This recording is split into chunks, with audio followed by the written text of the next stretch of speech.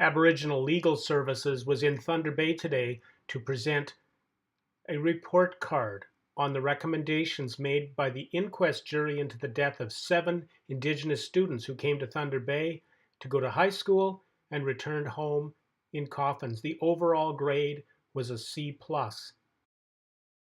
And I think the number on the board behind you sums up just the disappointment of where we are 1 year following the inquest. Yes, we didn't know what the grade would be, although we were not optimistic when we started going through the recommendations and seeing how few had been completed. So yes, the sort of glass half empty is a C+ is not a very good grade, given that most of the recommendations we think certainly could have been implemented in a year. Again, the positive side is I think a lot of work has been done on a lot of the recommendations, and we really do hope next year that more will be completed. And certainly if they're not completed, then it's going to be a much less optimistic press conference. But we do think one of the things I think that's really important is to do this sort of report card system.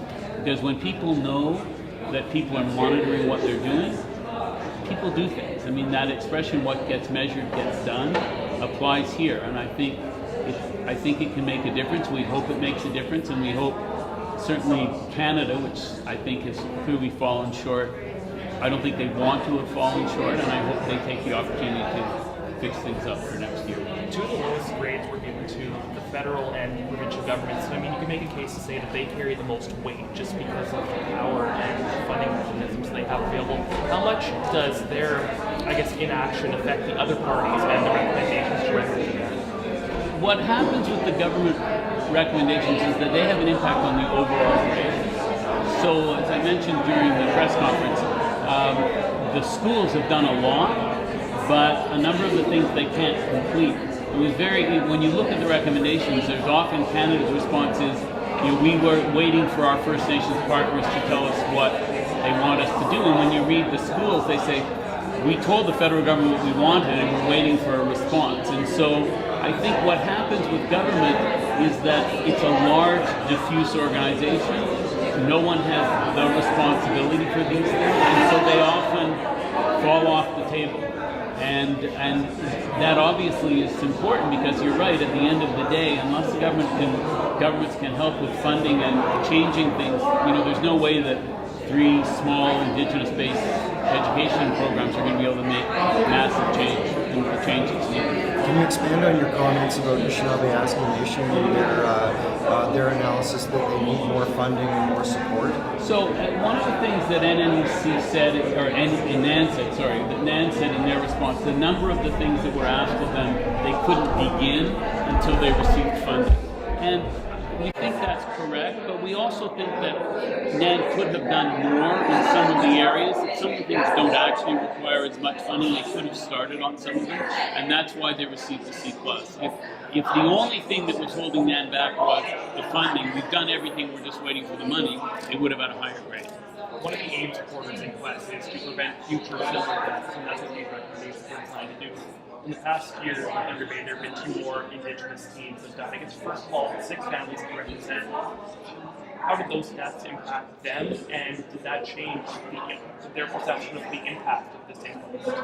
I think it's too difficult to speak about the families as though they are one unified group. Every death is a blow to everyone. I mean, I can just say that when I heard of the deaths, for me, it was like a kick, it was like a punch in the gut. So you can only imagine how hard it was for the families who live this all the time. I mean, I think, it's been, in some cases, it's been 17 years since Jeff Randerson passed away. It's been 7 since Jordan. And the families live with this every day. Every time we talk to them, they're still living with it. So the pain is just magnified when this happens to someone else. And of course, even the bigger issue is, and this was raised, I know, by Grand Chief Alvin Fiddler, is, people are seriously questioning whether they should send their children to Thunder Bay for an education. And we know, among the families we represent, that after they lost a child, their other children were not coming here for an education. And those are tragic responses. And people shouldn't have, those are choices that no one should ever have to make.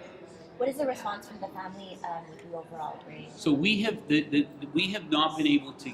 We just finished all this up really last week, and what we're doing is we are mailing all of this to the families because some of them have access to social media and some don't.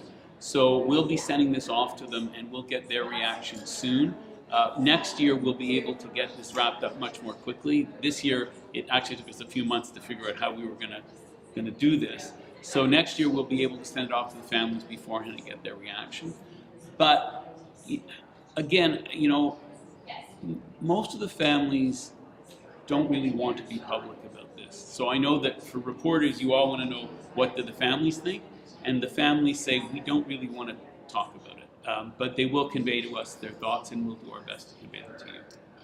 So one of the questions that I have is concerning how does one, because of the bad relationship between the Indigenous people at Thunder Bay, the Thunder Bay Police, and some of the leaders here, feeling that people aren't doing enough, how does the people, the grassroots people who know information, where do they go and complain to when they can't go to the police and they can't go to the leaders? How does that get graded? Well, again, those are a very important question, and that's sort of outside of the realm of what we're doing. One of the challenges we had was that we wanted to try and, for us and for our families, we wanted to try and make this about the recommendations. So, for example, the 2 deaths this year and the police response to those deaths, that's not part of what we're doing with this process because that's outside of our scope in terms of the work with the families. But you're right, those things have a huge impact. And, you know, all I can say is, and this, from someone who does not live in Thunder Bay but comes up here for work, I hope that some of the bridges that people are starting to build may start to heal some of those gaps. But I understand why people don't want to talk. I certainly understand why people are not comfortable talking with police. Don't you feel that this will cause more chaos, more? Well, what I would hope, actually, is that the grade the Thunder Bay Police Service received, which I think probably some people were surprised at, I hope that what that shows is that the Thunder Bay Police can, when they have something specific to do and when they're measured, they can do things, they can complete things, and I hope maybe that can let people think that there are possibilities, there are ways of thinking about working with the police that might be successful. But you know, those issues that you raise are very important and much bigger than what we can address in the context of just the recommendations that came out of the inquest. Looking at the federal government's specific responses to the individual recommendations, I know you mentioned they seem very generic and they were essentially copied and pasted throughout their document. Do you feel like the federal government took these responses seriously, and do you hope that this report card will serve as a wake-up call over the next year?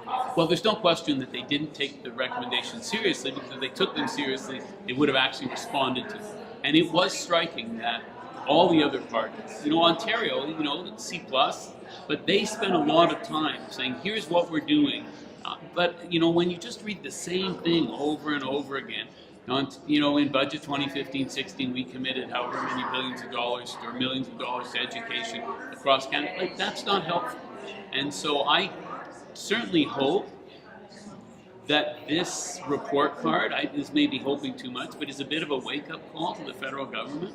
And they realize that if they're serious about what they say about their commitment to working with First Nations, that has to be at a specific level. I mean, there are real people, there were real recommendations here. Let's move away from the generic, here's the big solution to the big problem that doesn't actually solve things, and what it leads to is, you know, many more meetings with many people for many more years. There are very concrete recommendations that the federal government can move on, and at least from their responses, they haven't done anything, or very much. Now, maybe things were happening and they didn't capture it in their response, but that's on them. Do you think the announcement today of the investment, if we've seen it yet, today's announcement of their investment, would that have changed the grade at all? Well, so I haven't seen today's announcement because I've been busy with this. The grades that we arrived at were based on the material that was filed to the chief coroner's office, so that was at the end of June. The federal government announced a program with the Union of Ontario Indians recently, I think. Maybe, but I mean, these recommendations are specific to this location. These recommendations are about the funding system for example, for schools, for First Nations youth who have to go off reserve. The idea of funding for a residence for the kids who are going to Dance Franklin for Marty. There has to be responses to those questions, those recommendations. Saying we're giving money to X or Y, well, maybe, but does that actually respond to the recommendations? That's our concern. So if you can say something directly to the parties that receive the lowest grade, a direct recommendation for what they should do, going forward from now. Well, they should take the recommendations seriously, and they should respond seriously, and then we can see what they're doing. We have to move beyond platitudes. Those parties that got the highest grades, perhaps with the most resources, what do you think the other parties can learn from them? Well, I think what's clear is that the people who are most invested took this the most seriously. I mean, they did as much as they could, as quickly as they could, to respond to things. I mean, these are the schools. They have the students coming. I think the recommendations from the juries were helpful for them. I mean, I'm sure they all were saying at the inquest, they were all doing the best they could, but I think the jury's recommendations showed them other ways they could do things and allowed them to make links that they hadn't made. So I think what it speaks to is those people who are really directly invested care and they take the steps necessary. I mean, I think when you look at it overall, the parties that did the best, and I think overall really are the Thunder Bay parties. I mean, even though the city didn't get the greatest grade, but they really made a lot of progress on 97% of the recommendations. The organizations in Thunder Bay are doing things. As you move outside of Thunder Bay, as it becomes more abstract, it seems that interest may fall off. But how important is it for those organizations on the outside to help the ones in Thunder Bay? That's it. Because it's crucial, particularly for the education authorities, that they get the support they need. They cannot continue with the programs they have, even the new programs they have, which are relying often on, here's some money that we have this year for this program. One of the things that was clear from their responses, and again, you can review them all on our website, is that they created things often out of nothing or out of limited one-time funding. So that process has to stop. That was one of the really key messages from the inquest to the Government of Canada that has not been implemented, is this one-time funding. Here's a little bit of money for this year. Fill out a form. We'll let you know 9 months into the fiscal year whether you have the money to run the program. That can't continue. But it is continuing, but that's what has to change. Perfect. Thank you. Thanks.